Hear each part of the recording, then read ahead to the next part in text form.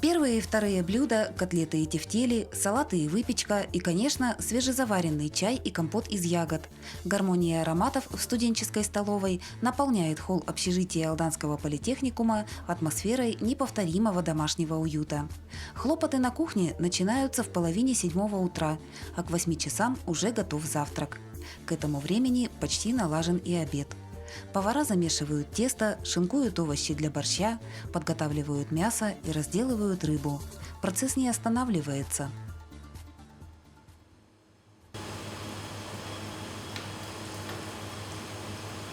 Ежедневно повара готовят не менее 10 первых и вторых блюд. Супы, гарниры, рыбные и мясные яства дополняют салаты, бутерброды и выпечка. Мясоеды, вегетарианцы и сладкоежки обязательно выберут в меню то, что им по душе и по вкусу. Нетронутым не останется ни одно из блюд. Готовят вкусно, готовят качественно, готовят разнообразно. Поэтому, в принципе, сотрудники довольны, ребята довольны. Ну, все, кто приходит, кушает в нашей столовой, как правило, отзываются только с благодарностью за предоставленное питание. Днем подкрепиться нужно обязательно. На большой перемене в зале посетителей есть всегда. В столовую приходят и студенты, и преподаватели. Фирменные блюда оценили и сотрудники близлежащих организаций. Выпечка к чаю или салатик на обед всегда кстати. Столовая у нас в целом, конечно, все равно прежде всего работает для обеспечения питанием обучающихся, и ребят, которые проживают непосредственно в общежитии. Если мы говорим, то в день, когда мы учимся в обычном режиме, то столовая кормит до 250 ребят. Сейчас, когда мы в такой дистанционно-консультационной форме, то по-разному. Бывает 100, бывает 150 человек, но самое главное – это вкусное, качественное питание и доступные цены. Вопрос организации питания особенно актуален для иногородних студентов и обучающихся из малообеспеченных семей. Для последних столовая становится настоящей кормилицей. Благодаря дотационным выплатам в столовой ребята могут питаться сытно и разнообразно. В целом механизм у нас функционирования налажен. У нас есть еще и особенность, которая заключается в том, что мы как таковой в чистом виде государственный заказ не имеем на питание. У нас, получается, все ребята, которые получают денежную помощь по питанию, это ребята из социально незащищенных семей, это дети-сироты, они получают компенсацию по питанию на свои личные карты, и в этом случае они приходят в столовую, берут те продукты питания для того, чтобы покушать, позавтракать, пообедать, которые они считают нужным порционально, и непосредственно производят самостоятельный расчет со своих личных карт. Чтобы было вкусно, сытно и полезно, этого триединства сотрудники придерживаются строго. В коллективе сегодня 5 специалистов. Повара – мастера-универсалы, они могут создать любой кулинарный шедевр. Первой и главной их помощницей является кухработница. За порядком на раздаче следит буфетчик-кассир. Вы знаете, с коллективом мне вообще повезло, я считаю, хорошие работники, трудолюбивые, знают свое дело на 100%. Олеся Катаманова заведует столовой с весны 2021-го. Она отвечает прежде всего за поставку продуктов. Подсчитать, заказать, привезти, выгрузить, выдать – задач масса. Здесь работы, конечно, хватает, потому что ты смотришь, во-первых, и по количеству людей. Естественно, нужно, чтобы всего хватало, чтобы не было такого, что какого-то продукта нет, для того, чтобы блюдо было полноценным. Работа в столовой кипит и спорится. Коллектив объединил влюбленных в свое дело профессионалов. И в этом его ценность. Кадровый вопрос в сфере общественного питания стоит остро. Подготовленных опытных профессионалов в отрасли катастрофически мало. Вопрос действительно очень серьезный. Прежде всего это связано с тем, что уровень заработной платы невысокий, А работа поваров относится к разряду тяжелых видов работ.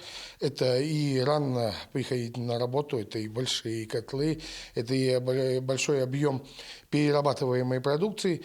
Поэтому, наверное, как и любые другие учреждения и общепит вообще Алданского района, мы имеем такую проблему о комплектации кадрового состава.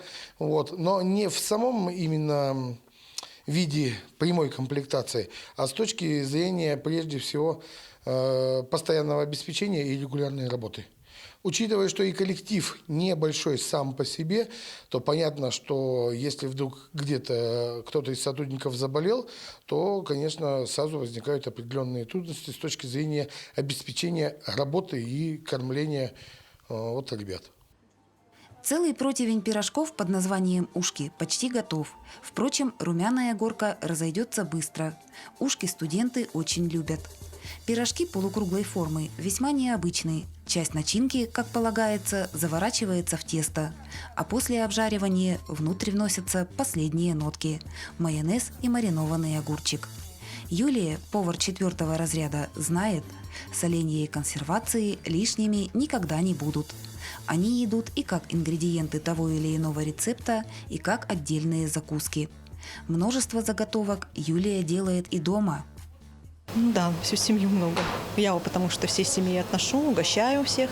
У меня потому что есть и хозяйство, и парник, и я ращу, да, и все делаю на зиму. Соленье, варенье. Огурцы солю, помидоры солю, икру делаю кабачковую. Тоже закрутки делаю всякие разные на зиму. Закусочки вот эти вот, то, что с капустой идет, огурцом, морковкой. Юлия признается, что больше всего любит работать с тестом. Она потомственный повар. Мастерство начала осваивать в раннем детстве под руководством мамы и бабушки. Первое блюдо, наверное, я научилась картошку тушить. Мне было лет 8, наверное, 7. Я уже начала рано готовить. Да, и потом пошла. Вот хинкали, что-то такое. Своими фирменными рецептами Юлия делится с удовольствием. Пора сбора урожая финишировала, и овощей Юлия, как всегда, заготовила на целую зиму. А венцом осенних трудов стала засолка капусты. Как и для любой хозяйки, для Юлии это целый ритуал.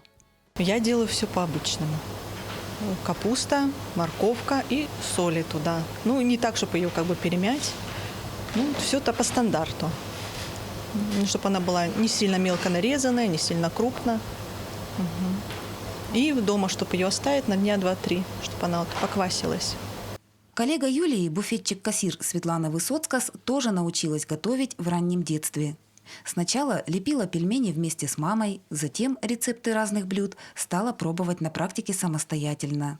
Толк в консервациях, соленьях и маринадах Светлана знает. Я заготавливаю очень много.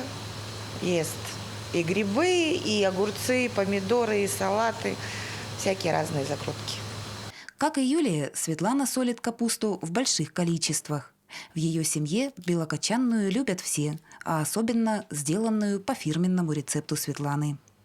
Капуста, небольшой вилок на 4 части делится просто, укладывается слоями, пересыпается чесноком резаным.